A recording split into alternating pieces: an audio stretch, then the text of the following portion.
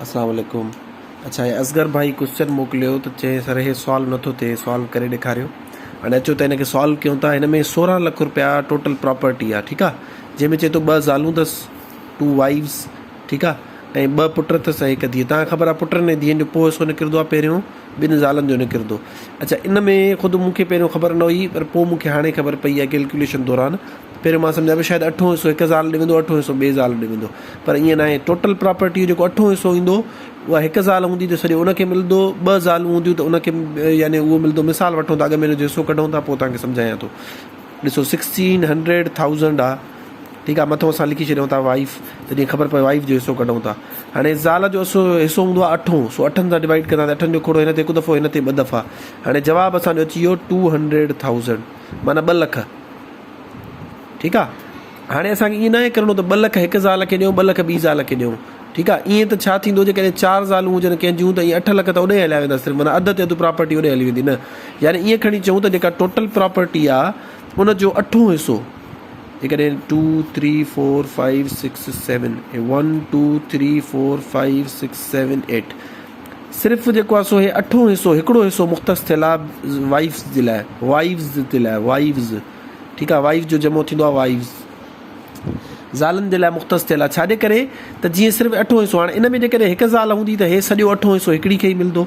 जेकॾहिं 2 ज़ालूं हूंदियूं त इहो जेको 8 हिसो आहे इहो अधु थींदो, जीअं हिन में थिए थो। हाणे 2 लख 8 हिसो निकितो आहे न।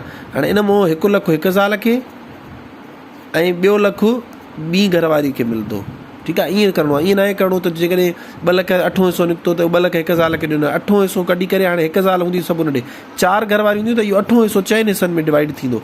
इन करे ई मुंहिंजे ख़्याल में जेको आहे सो जेके घरवारी हूंदियूं आहिनि, ज़ाला हूंदियूं आहिनि, उहे ॿी शादी न करणु ॾींदियूं आहिनि। मूंखे त हाणे सम्झ में आई आहे ॻाल्हि, त एॾियूं सियाणियूं हूंदियूं आहिनि या उन्हनि खे इन्हनि कैलकुलेशन्स जी ख़बर हूंदी आहे।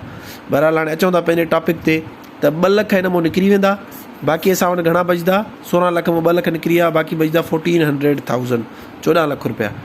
हाणे छो जो करे 2 पुट आहिनि ऐं जेको आहे सो हिकिड़ी धीउ आहे, त हाणे इन जो मतिलबु आहे 2 पुटनि जो हिसो थींदो 2, धीअ जो हिसो थींदो अधु, सो असां हिनखे लिखंदासीं 2.5, हिनखे 2.5 सां वंड कंदासीं। हाणे 10 जी वंड जे ज़रब मां तव्हांखे सेखारिया आहे, ईज़ी करण जे लाइ असां छा कंदासीं, मथे अंग खे बि 10 सां ज़रब, हिनखे बि 10 सां ज़रब कंदासीं। हाणे उनजे करे छा थी वेंदो, जेकॾहिं मां हेॾो लिखां त हितां 14 लख रुपया हुया, हाणे 5 ॿुड़ियूं हुयसि न, हाणे 6 ॿुड़ियूं अची वेंदियूं, ठीकु आहे। ऐं हेठां 2.5 जी जॻह ते छा थी वेंदो 25। हाणे सिर्फ़ु इन सां छा थींदो, असांखे कैलकुलेशन में आसानी थी वेंदी।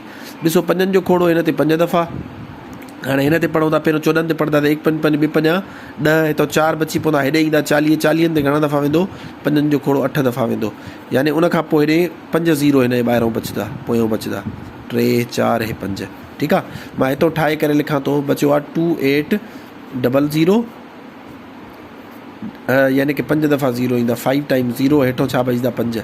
हाणे असांखे ख़बर आहे हिन आख़िर में ज़ीरो आहे, हेॾे 5 आहिनि, वरी 5 जो खोड़ो वेंदो, 5 जो खोड़ो हिन ते 1 दफ़ो, हिन ते घणा दफ़ा वेंदो 5 5 25, 3 बची पवंदा, हेॾे ईंदो 30 ते वरी घणा दफ़ा 5 जो खोड़ो 6 दफ़ा, बाक़ी अॻियां घणा ज़ीरो बचंदा, 4 ज़ीरो बचंदा। हाणे इन जो मतिलबु आहे 5,60,000, यानी 5,60,000 हाणे असांजो हिकु हिसो निकितो आहे, यानी हिकिड़े पुट खे 5,60,000। असां जेकॾहिं हिनखे ठाहे करे लिखूं त इहो हीअं थींदो, वाइफ 1, ठीकु आहे। हे पहिरीं वाइफ, इन जो हिसो घणो निकितो हुयो 100,000, टोटल 2 लख निकिता न, लख रुपयो 1 ज़ाल खे ॾींदासीं।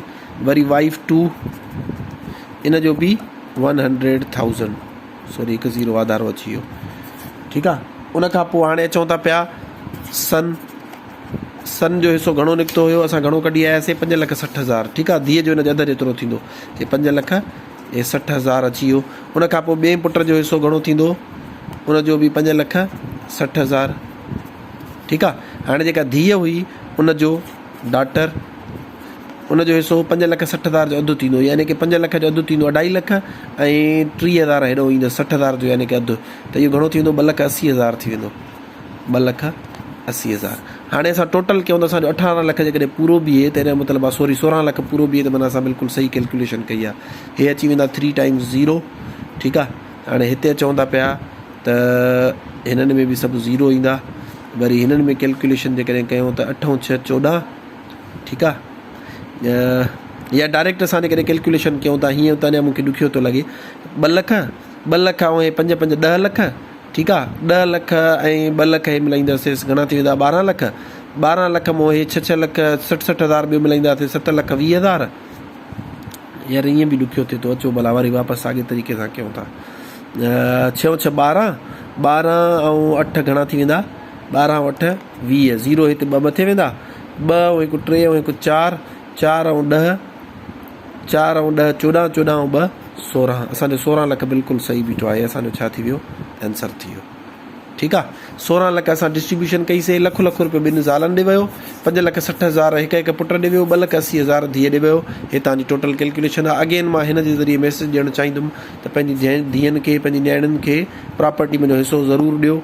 असां अलहमदिल्ला पंहिंजी भेनरुनि खे ॾिनो आहे, जीअं शरीयत मुताबिक़ जेको असांजे हिसे में आयो, पंहिंजी भेनरुनि खे बिल्कुलु एग्ज़ैक्टली हुनजे अधु जेतिरो हर शइ मां, ज़ेवरनि मां ऐं जेको आहे सो प्रॉपर्टी मां, कैश मां, ज़मीननि मां, हर जॻह तो हिसो ॾिनो आहे। ठीकु आहे, सो तव्हांखे बि इहा रिक्वेस्ट आहे त पंहिंजी भेनरुनि खे हिसो ॾियो, इहो हुननि जो हक़ु आहे। जीअं तव्हां कमाए न आया आहियो, तव्हांजो वालिद साहिबु कमाए वियो आहे, त जेको आहे सो तव्हांजो हुन ते हक़ु बीठो आहे न, या तव्हां हुन मां इंजॉय कयो तव्हांजे पैसे खे, या तव्हांखे अॻिते हली मिलणो आहे, त तव्हांजे अकुल ऐं शऊर इहो आहे, छो इहो पैसो सॼो हिते रहिजी वेंदो, सभु ख़ाली हथ नितो वेंदा। ठीकु आहे, सो कंहिंजो बि ज़ुल्म करे, ऐं हिन जो मतिलबु इहो न पैसो कमाइजे न, बिल्कुलु पैसो कमाइजे, पर जाइज़ फेयर मीन्स सां, जाइज़ तरीक़े सां।